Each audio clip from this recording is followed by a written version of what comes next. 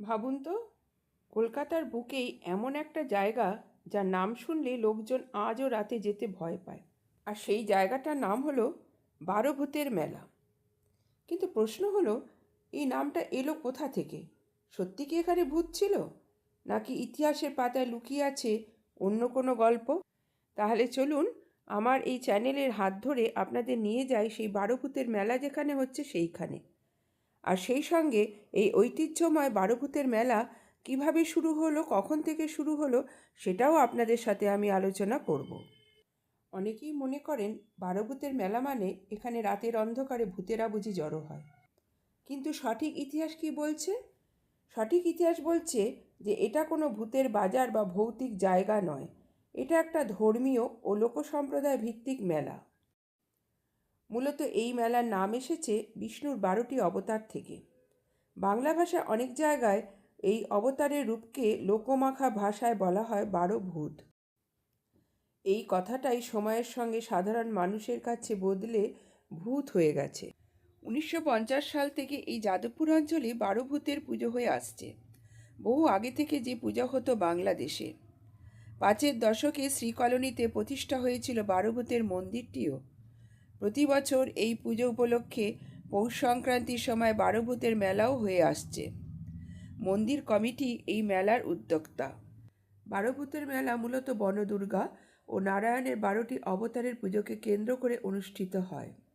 দেশভাগের পর 1950-এর দশকে বাংলাদেশ থেকে আসা ছিন্নমূল মানুষেরা এই লোকাচারটি এপারে নিয়ে আসেন, যেখানে স্থানীয় বনদুর্গাকে হাঁসের ডিম দিয়ে পূজা করা হয়। হাঁসের ডিম দিয়ে পুজো করা হয়, এটা শুনলে অদ্ভুত লাগলেও এটা কিন্তু সত্য ঘটনা। এর পেছনেও একটা কাহিনী আছে, যদিও সে কাহিনীতে আমি পরে যাব। আগে এই 12 ভূতের মেলা এখানে কিভাবে শুরু হলো সে বিষয়ে কিছু আলোচনা করে নেব। এই মেলার সূচনা বাংলাদেশ ঢাকার রোহিতপুরে, যা পরবর্তীতে 1950 সাল নাগাদ কলকাতার বিজয়গড় ও বাঘাযতীন এলাকায় স্থায়ী রূপ পায়। মন্দির কমিটি এই মেলার উদ্যোক্তা। এই 12 ভূত কিন্তু মূলত কোনো অশুভ আত্মা নয়, বরং লোকমুখে ভগবান বিষ্ণুর দ্বাদশ অবতার বা রূপকে বোঝানো হয়ে থাকে।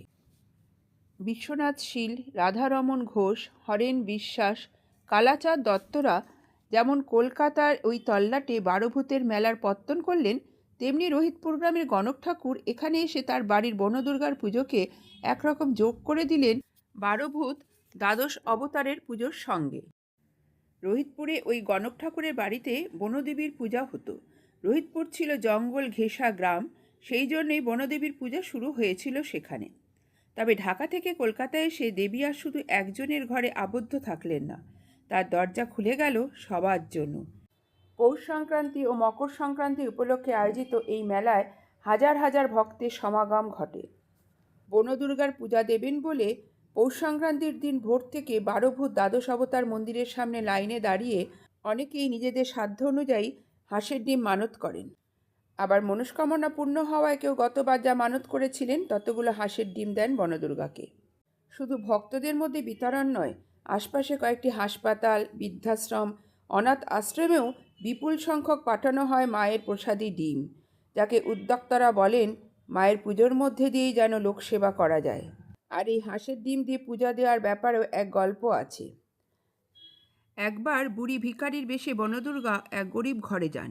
সেই বাড়িতে ছিল শুধু চাল আর বাড়িতে পোষা হাঁসের ডিম। ভাত আর হাঁসের ডিম রান্না করে দেওয়া হয়েছিল বুড়ি ভিখারির বেশে বনদুর্গাকে। তিনি প্রসন্ন হয়েছিলেন, সেই থেকে দেবীকে হাঁসের ডিম দেওয়ার প্রচলন। 250 বছরের পুরনো বাংলাদেশের পুজোটি আজ হয় দক্ষিণ কলকাতার বুকে। বদলায়নি উদ্যোক্তা পরিবারগুলি, বদলায়নি রীতিনীতি, বদলায়নি মানুষের ভক্তি ও বিশ্বাস, বদলেছে শুধু ভূগোল। যাদবপুর শ্রীকলোনির 12 ভূতের পুজোর মন্দির আর 12 ভূতের মেলা বয়ে নিয়ে চলেছে মানুষের ইতিহাস, দেশভাগের ইতিহাস। শেষ করছি আজকের আমার এই ভিডিও। যদি ভিডিওটি ভালো লেগে থাকে তাহলে চ্যানেলটি সাবস্ক্রাইব করে পাশে থাকবেন, যাতে নিত্য নতুন ভিডিও আপনাদের সামনে আমি পৌঁছে দিতে পারি। সকলে ভালো থাকবেন, সুস্থ থাকবেন। পরবর্তীকালে অন্য কোনো ভিডিও নিয়ে আবার আপনাদের সামনে হাজির হয়ে যাব। ধন্যবাদ।